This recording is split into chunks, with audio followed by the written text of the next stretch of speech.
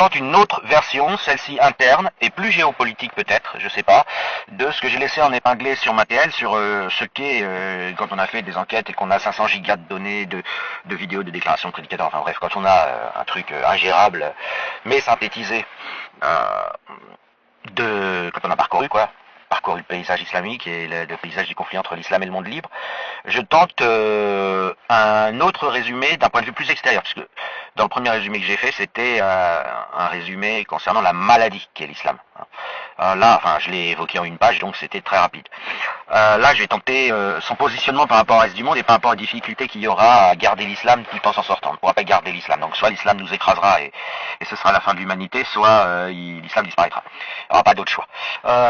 L'islam, c'est l'affirmation que Dieu est en colère, Allah, il l'appelle Allah, qu'il a chier la vie, en quelque sorte, c'est-à-dire chier cette dunya, ce qui s'appelle la dunya, c'est-à-dire la vie que nous on vit, la réalité présente, qui n'est qu'une apparence grossière et bâclée volontairement par Allah, parce qu'il était en colère. Voilà, il est en colère parce que Satan ne s'est pas prosterné devant Adam, qu'Ève a mangé la pomme, enfin, des conneries, mais il est en colère. Il a dit, bon, ok, très bien, vous voulez pas m'adorer, je commence à en avoir marre, je résume, hein, mais c'est vraiment, je résume bien, ne vous inquiétez pas. Je vais créer des apparences, donc cette réalité, cette dunya, et le shaitan, il va tout faire pour vous séduire.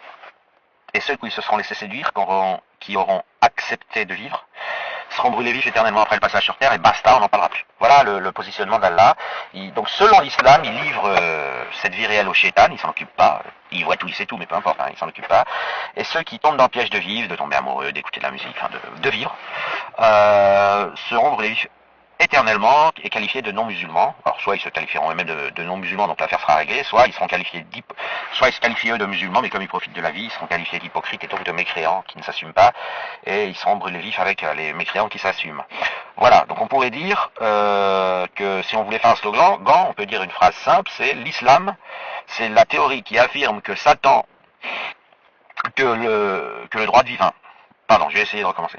L'islam, c'est la théorie qui affirme que la vie présente ici-bas, c'est Satan qui vous l'offre, et si vous l'acceptez, vous partez brûler vif éternellement après cette vie, après ce passage sur Terre. Donc vivre, c'est succomber à Satan. Vivre, c'est tomber dans le piège de Satan. Voilà. Et donc du coup, l'opposition entre le monde libre et l'islam, c'est simple, hein, c'est l'opposition entre la vie et la mort. Voilà. Mais alors attention, l'islam ne présente pas la mort comme la mort telle que nous la concevons. Il retire ce concept. Et c'est problématique, parce qu'avoir peur de la mort, comment dire, c'est un peu utile biologiquement, et enfin bref, je vais pas entrer dans les détails.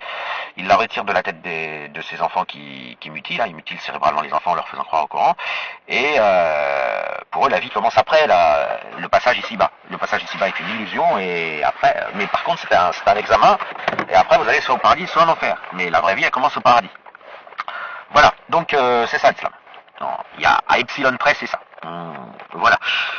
Maintenant, comment supporter cette vie ici-bas si vous la vivez pas? Eh bien, l'islam apporte la réponse. Il faut tuer les mécréants, il faut mener une guerre où tous les coups sont permis, l'intimidation, le terrorisme, etc., afin d'imposer l'islam au reste des gens, pour leur éviter de brûler vifs éternellement. Donc c'est pour leur bien qu'on les tue, si vous voulez, enfin qu'on en tue certains pour que d'autres se sentent obligés de se convertir à l'islam. C'est le verset 8.39 hein, qui dit tuer tous les mécréants jusqu'à ce qu'il n'en reste plus, que tout le monde se soit converti, donc que tous les gens qui ont compris qu'ils allaient être tués s'ils se convertissaient pas, donc ils se sont convertis, ils se sont soumis, hein, se convertir à l'islam, c'est-à-dire se soumettre à l'islam et l'annoncer. Et 291 insiste, hein, il dit tuer tous les mécréants. 9.5 aussi, alors 9.5 il les désigne comme des associateurs, mais ça revient au même dans la nomenclature d'aujourd'hui, c'est pas la différence entre un mécréant et un associateur, elle n'existe pas. Elle existait, les arguments d'avocats de l'islam, c'est essayer de faire croire qu'il y a des différences, c'est pas du tout vrai.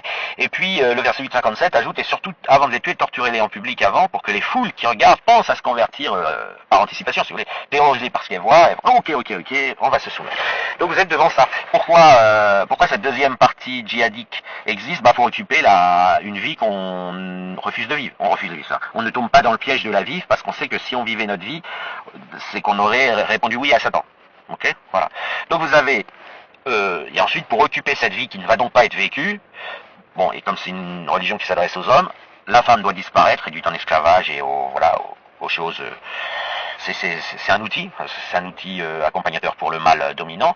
Et puis surtout, il faut s'occuper, parce que si vous dites je refuse de vivre, mais je joue aux osselets dans mon coin et je médite, au bout d'un moment vous risquez, de vous ennuyer, et donc le djihad devient palier à l'ennui. Alors évidemment, ça paraît un peu choquant ce que je dis. En fait, le mécanisme, il est là. Voilà. Maintenant, pourquoi les radicaux l'emporteront, et surtout par les temps actuels où les textes sont connus, sur les gens modérés qui essayent de modérer l'islam de l'intérieur.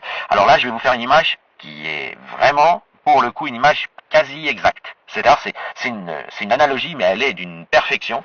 Bah, faut penser au vertige. Donc, vous imaginez un groupe de gens sur une bande plate, en pierre, de 10 mètres de large, et bon, peu importe la longueur, infinie si vous voulez, des milliers de kilomètres si vous voulez, avec à leur gauche ou derrière eux un mur infini qui fait qu'ils ne peuvent pas sortir, et à leur droite le vide, un ravin, le vide, le précipice. Et ce petit groupe, donc, c'est les musulmans. Et leur dispute, c'est que les gens qui s'approchent du bord et qui prétendent pas avoir le vertige sont considérés, c'est les modérés, hein, en islam c'est les modérés, sont considérés par les autres comme très dangereux parce que d'une part ils peuvent tomber eux-mêmes dans le précipice, c'est l'apostasie, c'est la sortie de l'islam, d'autre part ils peuvent attirer des copains qui feront tomber avec eux, c'est l'apostasie qui répand la mécréance si vous voulez, ou qui détourne les gens de leur... et enfin, un truc qui n'avoue pas ceux qui restent près du mur et qui ne veulent pas s'approcher du bord et du précipice, bah, c'est qu'eux ils ont le vertige et pas les autres. Donc, et après, ils trouvent des formulations pour dire non, non, on s'approchera pas du bord, nous on va rester pour les talibans, pour Daesh, pour la monstruosité islamique, on veut pas brûler vif éternellement après le passage sur terre, on va pas discuter. Et cela, ce groupe le plus près du mur, malheureusement, la plupart des gens ont le vertige, et en islam, la plupart des victimes des contaminés à l'islam ont ce vertige, et donc quand ils entendent deux prédicateurs, ils prennent toujours le moins modéré et le plus radical. Je rappelle que la problématique islamique touche les jeunes, il n'y a pas tellement à en discuter avec les vieux, qui ont un peu vécu à des époques où l'islam n'était pas connu textuellement, mais les jeunes disent ouais non mais attends, pourquoi on va aller écouter un mec qui vont considérer comme pour les jeunes c'est très simple dans leur tête, il y a l'imam Chalgoumi et il y a Abu Bakr al-Baghdadi, le patron de Daesh, le reste c'est du blabla quoi. Et ils disent pourquoi on va aller écouter l'imam Chalgoumi, on voit bien que si ça se trouve il résonne comme l'Occident et il est même plus musulman, il est tombé dans la ravin en fait. On entend sa voix mais il est tombé dans le précipice. Ça se voit bien, on a les textes, et on a vraiment les textes sous les yeux, puisqu'on a internet, on a les textes, et ça se voit bien que c'est Abu Bakr al-Baghdadi qui applique l'islam à la lettre. De plus, c'est absolument confirmé par tous les imams. Simplement, les imams, ils lui reprochent de manquer de modération. Mais si vous voulez, à part ça, personne en islam ne s'est jamais désavoué de Daesh. Ils disent juste que Daesh est maladroit dans son application de l'islam, ou l'aurait mal compris. Pareil pour ceux qui disent je suis pas tout à fait d'accord avec, bon la plupart sont d'accord avec les talibans, mais ceux qui disent que non, ils accusent les talibans d'avoir mal compris l'islam. Donc si vous voulez, quand vous avez un occidental qui a grandi à Aubervilliers, qui vient vous expliquer que les talibans interprètent mal l'islam, ils n'ont pas des bons imams, et voilà, ça doit être relativisé. On voit que c'est de la communication. Parce que bon, c'est les talibans qui agissent en Afghanistan. Le Pakistan, c'est 200 millions d'habitants, qui est tout aussi radical que les talibans, même s'il y a des accords internationaux qui font qu'ils ont... Bref, c'est compliqué le Pakistan. C'est comme ça que se déroule le dialogue entre les gens qui ont le vertige et les gens qui n'ont pas le vertige. Voilà. Mais ils sont tous d'accord sur le fait que l'islam se résume à vivre, c'est accepter l'invitation du shaitan, le seul objectif de l'être humain dans cette apparence de vie qui est en fait une illusion créée par Allah en colère, c'est d'adorer Allah, rien que lui, et de rien faire d'autre, c'est-à-dire de ne refuser toutes les invitations du shaitan, à succomber à la vie ici-bas, au charme de la vie ici-bas. Ils appellent ça les passions parfois, mais peu importe comment le mot qu'ils donnent. C'est totalement sécurisé par le Coran, hein, c'est verset 51-56 qui dit « Moi, Allah, je vous ai créé pour une seule et unique raison, et aucune autre, que vous m'adoriez. » Voilà, du matin au soir et la nuit. Les hadiths racontent que Mohamed a dû négocier durement qu'il n'y ait que 5 prières par jour parce qu'Allah en réclamait 50, autrement dit, il y avait une cohérence avec le verset 51-56, alors qu'Allah demandait, dit, vous occupez de rien, je vais vous nourrir, priez-moi et ne faites rien.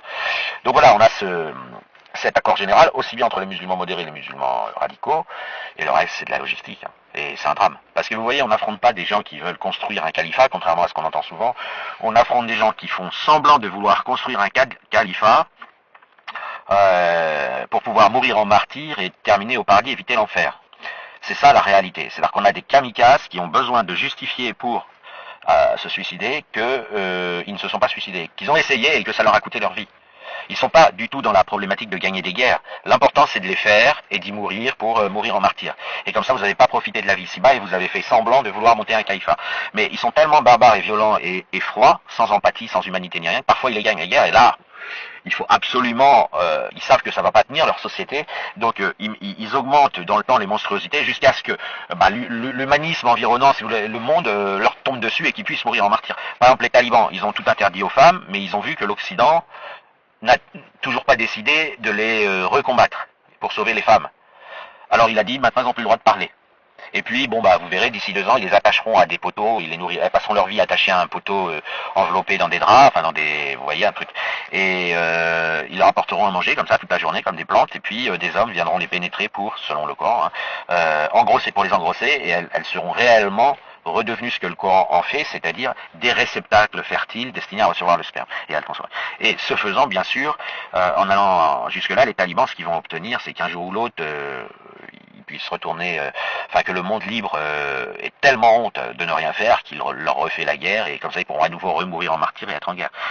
L'utilité de la guerre pour l'islam, encore une fois, et c'est là où on perd souvent contre eux, et c'est comme ça qu'ils ont ravagé tout le sud de la planète, plus il y a juste quelques pays d'Afrique qui ont résisté, l'Amérique du Sud, un peu en Asie, ça a résisté, c'est que on se trompe sur leur objectif de guerre. Leur objectif de guerre, c'est pas d'aboutir à quelque chose dans cette vie terrestre, c'est d'avoir un ticket pour le paradis en ayant accompli les formalités, c'est-à-dire mourir en martyr, avoir accompli le djihad. Alors d'autres choisissent de pas vivre mais de rester tranquille. Après, vous avez une multiplicité de choix selon les personnalités, etc. Voilà à peu près la situation. Donc je la pose dans mon archive et je vous dis que vous ne gagnerez pas contre l'islam en pensant qu'ils cherchent à conquérir du terrain pour l'aménager. Ils veulent être euthanasiés parce qu'ils n'ont pas le droit de se suicider, donc ils veulent absolument être euthanasiés et ils mettent en scène pour ça un djihad qui leur permet d'être euthanasiés. Et si un jour ils arrivent à conquérir la planète, je vous assure qu'ils trouveront quelque chose pour faire la guerre à je ne sais quoi. Bon, a priori, pour l'instant, ils vont faire la guerre à l'Occident et ils vont nous massacrer et puis ils vont pouvoir mourir en martyrs, mais nous aussi, nous on n'a rien demandé, mais on va prendre cher.